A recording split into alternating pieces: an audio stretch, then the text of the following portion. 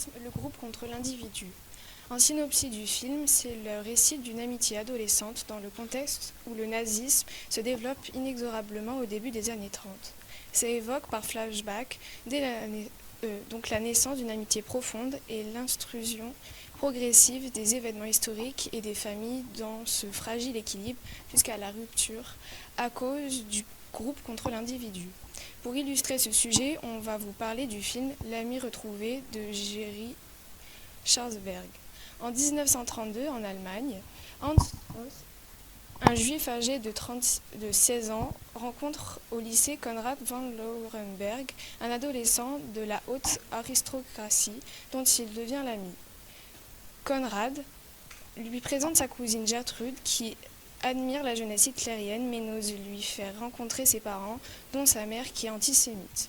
Quand Hitler prend le pouvoir, un malaise s'installe entre Hans et Konrad qui a peu fait voir en la personne du Führer un sauveur de l'Allemagne. 50 ans plus tard, Hans ayant fui l'Allemagne en 1932, il prend la nationalité américaine et le nom de Henri.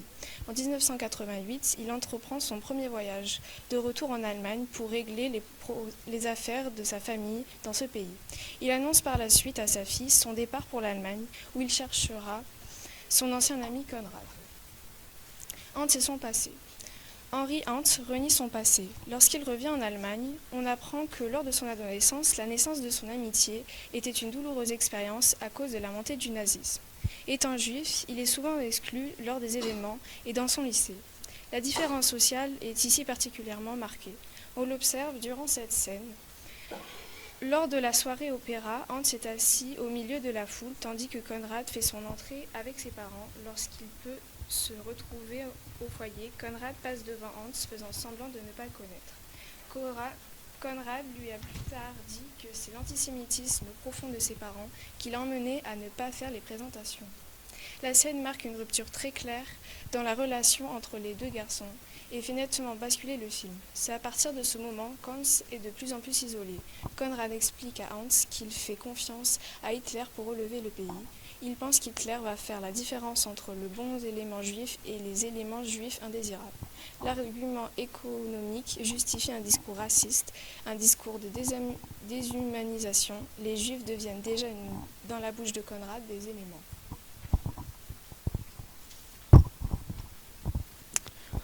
Illustre le groupe contre l'individu.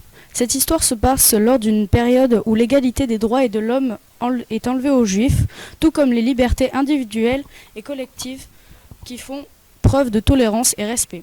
Le groupe contre l'individu est représenté lors de la rentrée des classes après les grandes vacances et que tous les élèves font le signe nazi sauf Hans et un autre juif.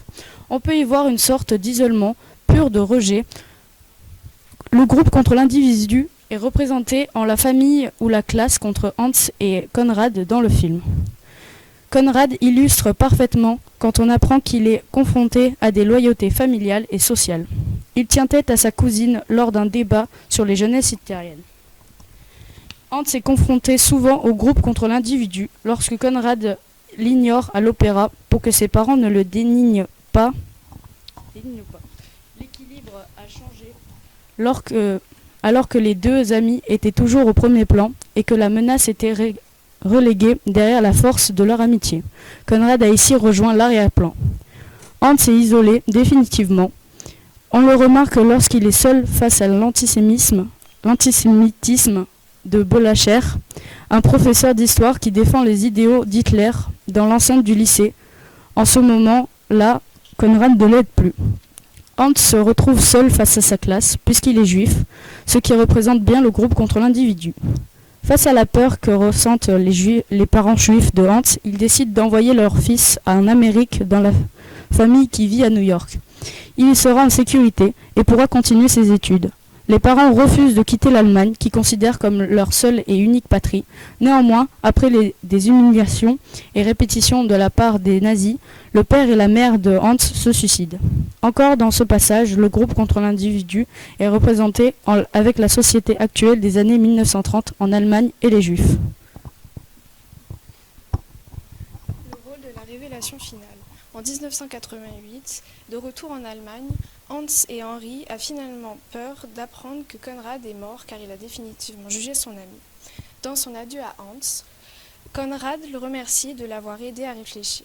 Pour comprendre que ce n'est pas un vain mot, car malgré ce déterminisme familial et ses choix politiques, Conrad a participé au complot contre Hitler et a donc été exécuté. Lorsqu'Henri apprend cette nouvelle par l'intermédiaire d'un Allemand, le nouveau proviseur de son ancien lycée est extrêmement surpris. Cette révélation change absolument toute l'histoire et c'est un nouveau voyage intérieur qui commence pour lui, après avoir appris cela. Et d'ailleurs, le réalisateur choisit d'ajouter un plan à cette révélation pour figurer cette émotion et terminer le film.